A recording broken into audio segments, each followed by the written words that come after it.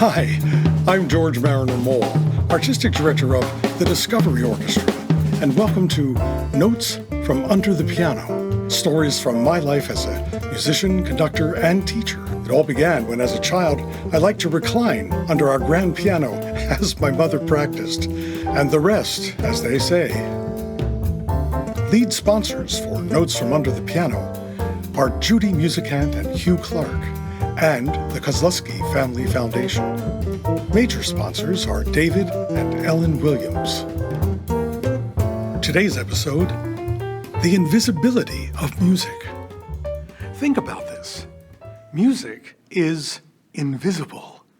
Yes, it may be there as a background to visual images on television or at the movies, and yes, music may cause you to imagine visions in your mind.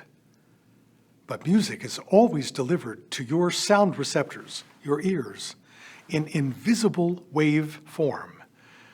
This makes music distinct from painting, sculpture, photography, and other art forms. I occasionally remind my listening students that if they go to an art museum, they may gaze at a painting for a few minutes or even a half an hour. At any time during the process, they can look away if they wish. The painting is not going to go anywhere. It's fixed on the wall of the museum. You can even look back at it again whenever you wish that day, next week, or even next year. But a movement or chapter of symphonic music is delivered to us one sound or group of sounds at a time, and always invisibly. True, the composer gives us a written shorthand for the music. That's the musical notation, read by performers who translate that notation into musical sounds. Whether the performance is a live one or a recording being played, it still all happens in real time. Of course, if we're controlling the playback, we can stop and start it at will, but the intent of the composer is always to have a continuous, non-stop presentation of their musical ideas.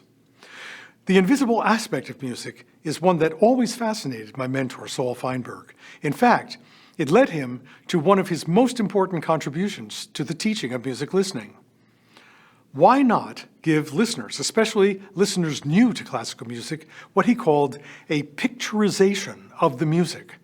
And so he developed his blueprints for musical understanding, which have in turn inspired my Discovery Orchestra listening guides. These guides make an invisible art form visible. They're not merely extraneous pictures that may go along with the music.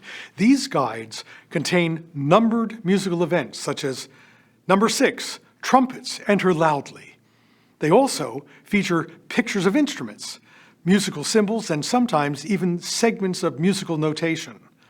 These numbered events help the listener follow along and, most importantly, stay present with the music as it invisibly progresses through real time.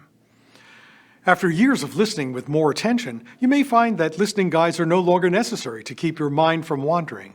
But most of the students that Saul taught, as well as the majority of my own students, have said they find listening guides to be really helpful. If you'd like to give one of these a try, consider going to YouTube chat number 175 on our website, or go to Amazon Prime to our chats on Dvorak's New World Symphony.